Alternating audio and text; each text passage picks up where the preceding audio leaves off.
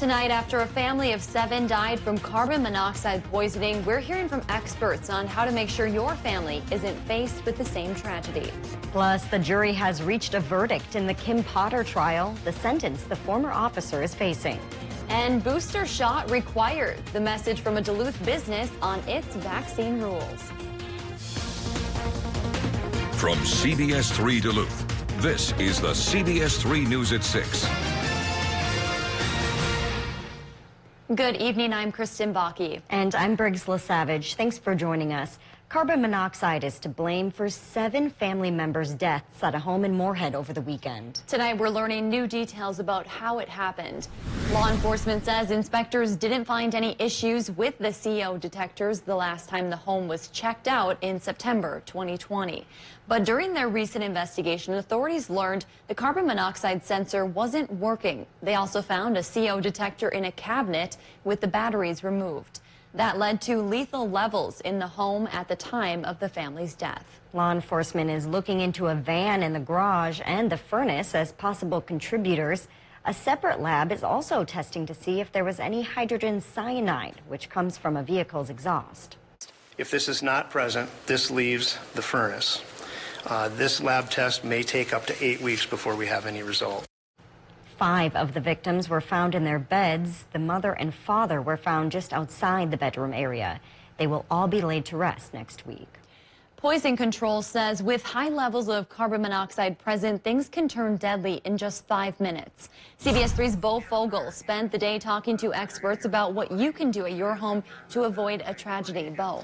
Well, Deputy Fire Chief John Otis with the Duluth Fire Department says winter can be one of the most prevalent months for CO leaks. That's because heaters or other devices that use gas or propane are generally turned off during the summer months. If they break during that time, it can cause a carbon monoxide leak when they're turned back on for the winter. Since carbon monoxide is colorless and odorless, it can be nearly undetectable to the human eye or nose until it becomes a serious problem. But Otis says there are symptoms that can possibly indicate carbon monoxide poisoning. If you're in a home and you don't have a carbon monoxide alarm, some of your symptoms may be a headache, it may be, may be nauseated. So if you're experiencing flu-like symptoms and you're not really sure why, or you haven't been around other people, it's possible that it could be carbon monoxide. Now, as Otis mentioned, a carbon monoxide detector can be the difference between life or death. It's a state law in Minnesota, Wisconsin, and even North Dakota to have one in all homes. A CO alarm generally lasts about 7 years, but they also have a date on the back showing when they expire. You should also change their batteries around daylight saving time. Now, I also heard from another local expert who says it's not just your home you need to worry about in terms of CO poisoning. I'll share more about his advice coming up tonight at 10. All right, CBS3's Bo Fogel reporting live for us in the newsroom tonight. Thank you, Bo. Thank you. A former Minnesota police officer has been convicted of manslaughter. A jury found Kim Potter guilty on both first and second-degree manslaughter today. Potter claims she grabbed her gun instead of a taser when trying to arrest Dante Wright during a traffic stop in April. The 20-year-old died from his injuries. During closing arguments this week, the prosecutor called Potter reckless and culpable. Safe handling of a firearm does not include firing it into a car with 4 people. Potter's defense insisted she made a deadly mistake, pulling her Glock pistol when she thought she was grabbing her taser. How can you recklessly, consciously handle a gun if you don't know you have it? Potter was a 26-year-old veteran of the Brooklyn Center Police Force before the April shooting. The judge ordered her held without bail until sentencing in February. New at 6, we're learning 2 people died in a house fire in Beltrami County. The fire broke out at a home northwest of Bemidji this morning. Flames were coming from the 2nd floor. Dozens of firefighters responded. This morning, crews said they were searching for 2 children who were unaccounted for. We don't know if the children were the ones who died. We also don't know how many people were home at the time or what caused the fire. We'll bring you updates as they come in. Icy road conditions caused dozens of crashes and vehicle runoffs just south of us in Wisconsin early this morning. Take a look at this dramatic video. You can see a number of tractor trailers in the median there along I-94. The State Patrol now says about 40 vehicles were involved in the crashes, and half of them were semi-trucks. No reports of any major injuries so far. Cleanup efforts are still underway, and part of that interstate is still closed. Dave joins us now for a first check of the weather. Dave, a lot of folks north dealt with some sketchy road conditions today. Yeah, that same system brought us a slippery mix of precip this morning as well. Didn't add up to much, really just a trace to an inch around our region, but it knocked the roads down a little bit, and they're still down for a couple of locations. So the current map shows from the Iron Ranges to the Canadian border, we're dealing with a few scattered slippery spots to be cautious about, and the snow was just a little bit heavier briefly this afternoon for Highway 61 up the North Shore from Grand Portage down to about Silver Bay. So some stretches there still completely covered with fresh snow. Travel cautiously there too. The rest of the region, good driving conditions for now. And I say for now because another little low pressure system skirting along the Canadian border could bring another chance for a rain-snow mix tomorrow morning. Accumulations won't be much, but it could be enough to slick up the roadways one more time. And then once we get into Saturday, a chance for some light snow will come to call. First, though, we focus on the short-term forecast, which says clouds increase tonight. Low temp from a warm front, warm up, 25 for a low, 38 for a high, 40% chance for a morning mix, which could become something a little more substantial by the end of the weekend. We'll give you the latest theories about that coming up in a few more minutes. Thanks, Dave. No booster, no business. A Duluth store is among the first in the Twin Ports to announce they're requiring their customers to take a new COVID precaution. Not only do they have to be vaccinated, but they also have to be boosted. CBS3's Rob Coles spoke to staff at Adeline Incorporated and county health experts to find out why they think the extra shot is necessary.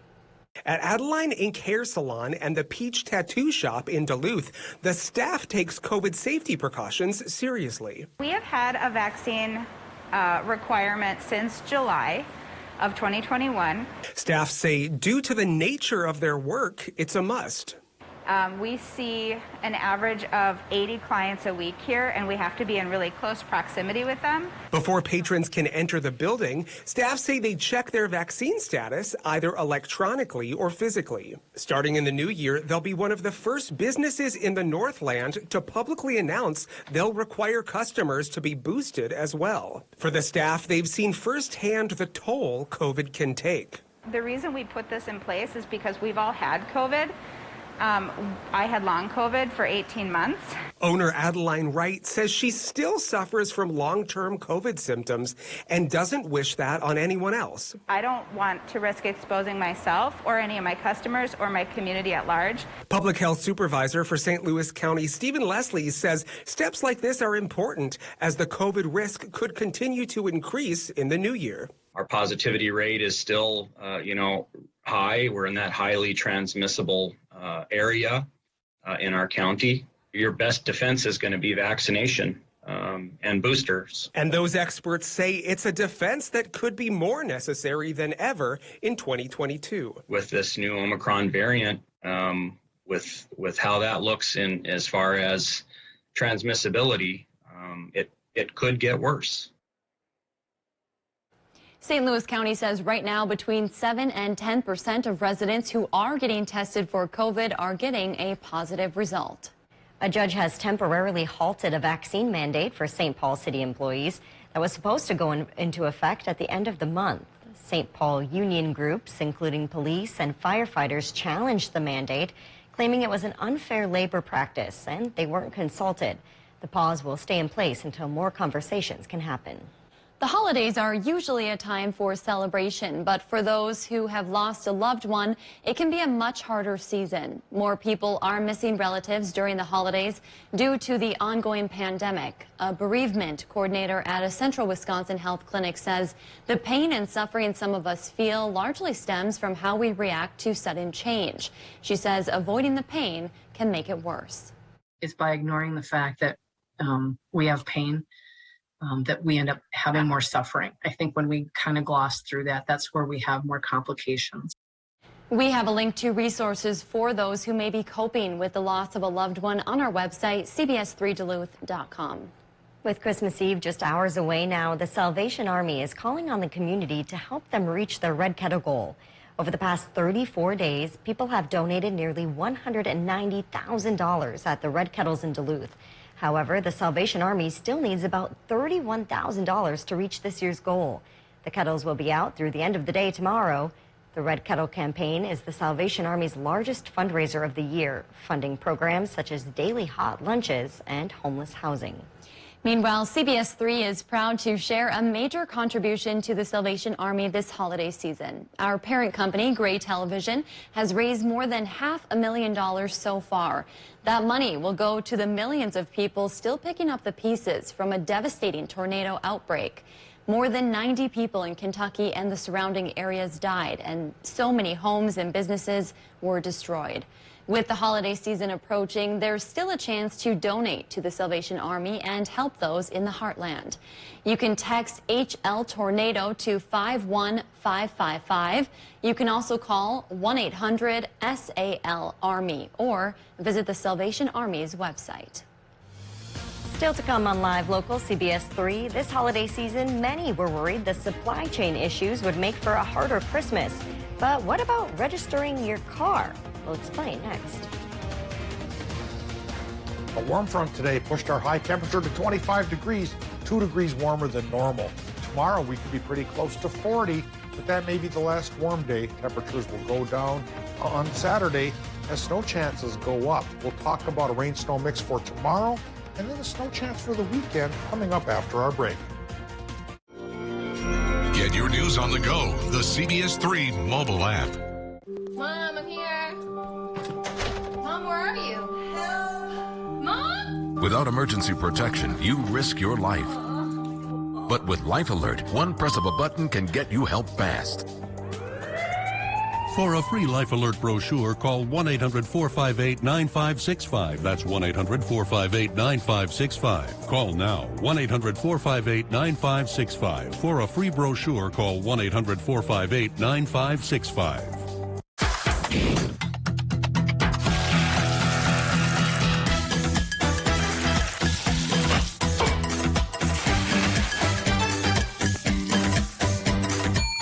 It's here. Our hearty and home-style menu is back, starting at just $8.99. Enjoy our classic pot roast dinner, pot roast stroganoff, fajita breakfast quesadilla, and more.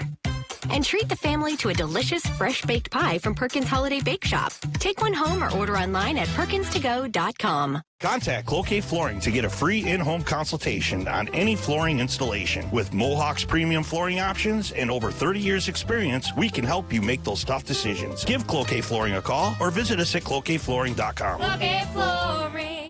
I'm telling you, you should open a business. I wouldn't know where to begin. I've got an idea. I hope you like it. I love it. Just one question. What's that? It's a chair. New plan. You make the furniture. I make the ideas. NBC makes them happen. That was always the plan. Bring us your best ideas. National Bank of Commerce. We make more possible. At Super One Foods, we go to great measures to deliver you with top quality meat every day. Try our Black Angus New York strip steak or roast for only $7.97 per pound and get 80% lean ground chuck for just $2.99 per pound. Plus, we provide the best of the best in fresh produce. Get Dole iceberg head lettuce for just 99 cents each and Washington grown Honeycrisp apples for just $1.66 per pound. Through all that we do, we've got you in mind. Super One Foods, serving you lower prices and better choices. Injured? Call Stockman Law Office. Auto collisions, work injuries, all injuries. Call anytime, 218-576-8599. Free consultation, no recovery, no fee. Stockman Law Office. Serious injuries, serious law. Eric Paulson here from Discover Wisconsin. Join me and the rest of the crew every week on this station for all things Wisconsin. Continue the adventure on Facebook, Instagram, YouTube, and discoverwisconsin.com. And don't forget to subscribe to the Cabin Podcast, available wherever you listen to your favorite podcasts.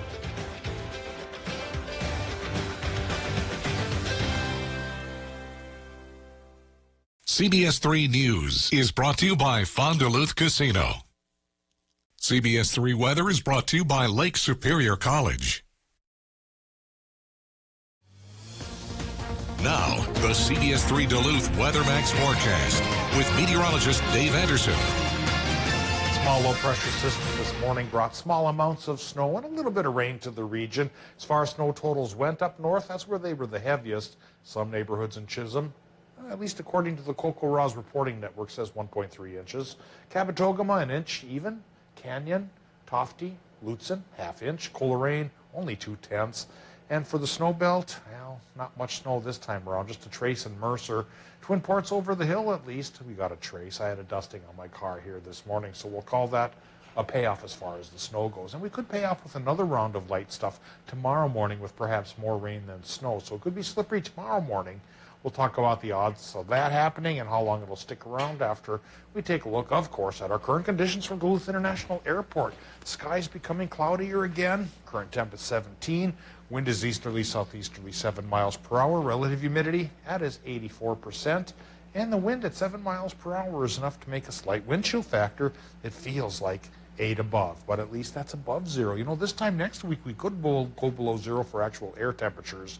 But first we deal with a short-term warm spell that could send us towards 40 tomorrow.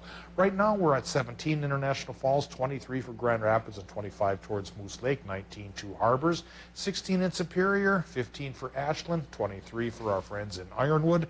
And with a warm front working towards us, temperatures may briefly dip towards midnight and then perk up again tomorrow, so morning low temps will be fairly mild for this time of year. Tomorrow afternoon's highs could be pretty close to 40 degrees. That light snow that came through this morning, like we mentioned, didn't add up to much, and it's passing away right now.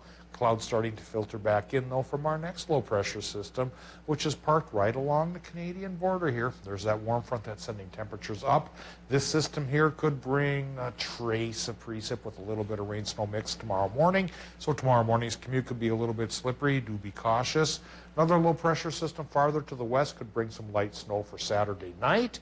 And what we're really eyeing up here is a Colorado low that's threatening to take shape by Sunday. If that comes towards our area Monday and Tuesday, we could get some decent snow. If it stays to our south, we may not get much at all, so we'll have to play that situation by ear. Tomorrow morning's precip, maybe 1/10 of an inch of snow at best. And then once we get into Saturday, well, that's when the snow could return in the afternoon, maybe an inch or two there, turning into a more substantial chance, as we mentioned, in theory at least, come Sunday, Monday, and Tuesday. Now tonight in Minnesota, we're looking for low temps to go from about 17 to 28. And in Wisconsin and Michigan, they'll go 20 to 25, mostly cloudy sky for all zones. Tomorrow's highs for Wisconsin and the UP, 38 to 42, just a 20% chance for that morning mix. It's a 40% chance for the morning mix in Minnesota with highs from 35 to 40. And now here's the extended forecast. Temperatures go pretty warm Friday, take a dip Saturday, moderate on Sunday, and then snow chances, like we mentioned, we're eyeing up a system that could bring at least moderate snows both Monday and Tuesday, but payoff is still up in the air. We'll keep tracking. Sure will. Thanks, Dave. Well, getting your tabs may take some more time than usual as Minnesota faces a sticker supply shortage. If your vehicle's tabs are set to expire shortly into the new year, St. Louis County leaders recommend you come in person to a DMV or service center. The state is facing about a 6-week delay from their supplier, but local centers do have enough stock to get you your tabs right away. If you can't visit in person, Ben Martin with St. Louis County recommends you mail in your request to the county instead of the state. Mail them to the state, that's where the shortage is. The supply is not there for them to mail them back to you. If you mail them to us, you will get your actual sticker and a cab card within 3 to 5 business days. Martin says if you do need to visit in person, the best times to come are either before work, during lunch, or after work. Chum is holding a Christmas Eve vigil. The annual ceremony honors people experiencing homelessness who died this year and others who advocate for more resources. The vigil will take place at noon tomorrow on the steps of Duluth City Hall. It was held virtually last year because of the pandemic. The community is welcome to join. Duncan Goldberg joins us now. Duncan, what's going on in sports tonight? A lot of hockey. UMD men's team is a player on the UMD team is actually making himself heard on one of the biggest hockey stages there is. Plus, COVID-19 continues to impact the world of sports, including the Vikings and the Timberwolves. If you love them enough to crawl into a play place to get them to come down, then surely you'll check NHTSA.gov/the right seat to make sure they're in the right car seat. If you love them enough to crawl into a play place to get them to come down, then surely you'll check NHTSA.gov/the right seat to make sure they're in the right car seat. Welcome to Medical Insight, a weekly healthcare feature brought to you by the experts at Essentia Health. Here's your host, Anthony Matt. It's that time of year when it can get deadly cold and people can get frostbite, something that can lead to the loss of toes, fingers, and more. Fortunately, doctors have new treatment options for some cases that can greatly reduce the risk of amputations. At Essentia Health, treating frostbite is nothing new, but now St. Mary's Medical Center is using an old tool in a new way to treat the injury faster. It's called SPY, and it's used in surgery for various kinds of surgical procedures, but then we also use it in the emergency department when assessing frostbite patients. Amputation is expected in about 30% of people who suffer 3rd or 4th degree frostbite. Fortunately, with the help of SPY and a clot-busting drug that's used to restore blood flow to limbs, that risk has been reduced to just 10%. And it really has sped up the time frame between when patients arrive and when they start getting the treatment. It works by injecting a dye into the skin, which is viewed by using a special camera that creates an image so doctors can see where blood is flowing and where it isn't, pinpointing exactly where the frostbite is. And so it's non-invasive and it can be done in about 10 minutes. It's also much quicker than previous procedures that achieve similar results, saving at least an hour of time and sometimes more. It's really nice because you can see everything in real time, plus there's no exposure to radiation for the patient. Signs of frostbite include tingling in the toes, fingers, ears, nose, and more, and oftentimes discoloration of the skin. To learn more about this or other health topics, visit essentiahealth.org/medical insight. So, change of plans. We'll be spending the holidays at your place. Oh, yay! Everyone remember what you're supposed to grab? We're Santa's little helpers. Some might call us elves. But Santa's little helpers is what we call ourselves. We're Santa's little helpers. And if you won't know, there's nowhere else on earth that we would rather go. Need last-minute gifts? We've got you covered. Save big money at Menards.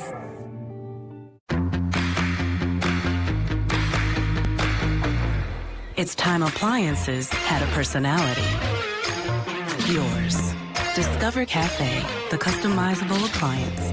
Customize your suite at cafeappliances.com. Cafe, distinct by design. Earn up to $2,000 on select Cafe suites. Discover the customizable collections at your local dealer today. Johnson Mertz. It's a trusted name.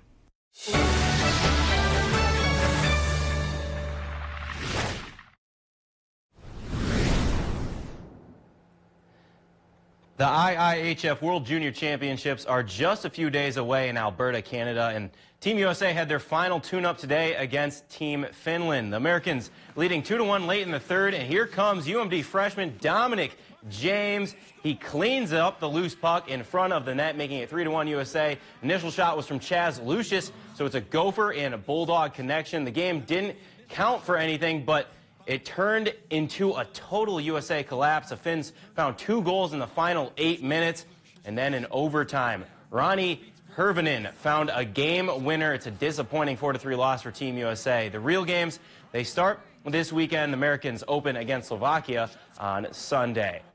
And Sunday's showdown between the Minnesota Vikings and the Rams is set to be a big one at US Bank Stadium, with the Vikes looking to jump above the 500 mark for the first time all season long. But the Purple will be without their star running back for the big-time showdown. Dalvin Cook has tested positive for COVID-19 and is now on the COVID list and is ineligible to play when the Vikes host the Rams at noon on Sunday. Minnesota will now turn to the guys behind him in hopes of remaining in the playoff race. Big challenge not having Dalvin, obviously a team captain, a great player. Unfortunately, I know he won't be available, but, you know, we've been through this this year already, you know, when guys have stepped up. Matt steps up. Kanae's getting more comfortable. We got week 2 with Wayne Gallman. Hammer's always been a Swiss Army knife, so we just gotta go with the guys that we got. I know he's going to be bummed out, but we'll get him back at some point, and he'll keep contributing to us trying to go get victory. So, but for now, we got all the confidence in the world in Madison. Alexander Madison was activated from the COVID list yesterday and should lead the way for the Vikes on Sunday when they host those Rams. As for the Packers, they are in a short week preparing for the 7-7 Cleveland Browns. Green Bay has already wrapped up the NFC North and now have their eyes on the #1 seed, a fate that they control in their final 3 games. If they win 2 of their last 3 and the Cowboys lose any of their remaining games, the Packers clinch the 1 seed. But regardless of playoff scenarios, Matt LaFleur isn't satisfied just yet. We haven't gotten to where we want to go, and we know that there's a lot more in front of us, and we got to continue to attack it on a daily basis and just try to keep improving each and every day, because like the old saying goes, you're either getting better or you're getting worse. You're never staying the same, and I think those guys take that to heart. Christmas kickoff at Lambeau set for 3:30, and the Minnesota Timberwolves and Karl Anthony Towns once again cannot catch a break. News breaking just an hour ago that Towns has entered the league's COVID-19 protocols. He is currently the 7th Timberwolf on the COVID list. Towns and his family have already been tragically struck by COVID, with multiple family members already passing away from the virus, including his mother. This is Towns' 2nd time contracting COVID. He lost almost 50 pounds in his first battle with the virus. He can't seem to get away with it and shake it. Hope he's okay, though. Yeah, hopefully this time around it's not so harsh on him. Hopefully. Yeah. All right. Thank you, Duncan. Yeah. Well, it was a moment 134 years in the making. A time capsule found buried underneath a statue of Robert E. Lee was opened in Richmond, Virginia. According to the Virginia Department of Historic Resources, a newspaper article from 1887 claimed the capsule was supposed to have dozens of pieces of Civil War memorabilia and a picture of Abraham Lincoln in his coffin. However, what they found was not quite what they were expecting. They recovered some old books, an English penny, and even a photo of the stonemason who built the statue. Sounds like even more mystery to come out of that time capsule. Lots of questions there.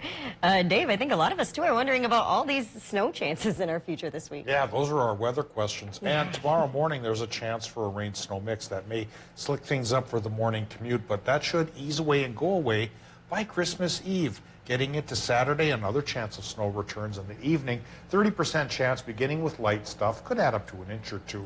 But then something slightly more substantial could come around Sunday night and last through Tuesday, according to some of our models. It's a 50-50 shot now that that'll come our way, but if it does, it could make snow fans happy and snow shovelers perhaps not overly happy. Then we watch our temperatures tumble to start the new year, or at least end the old year. By next Thursday, we could dip below 0, at least for one morning.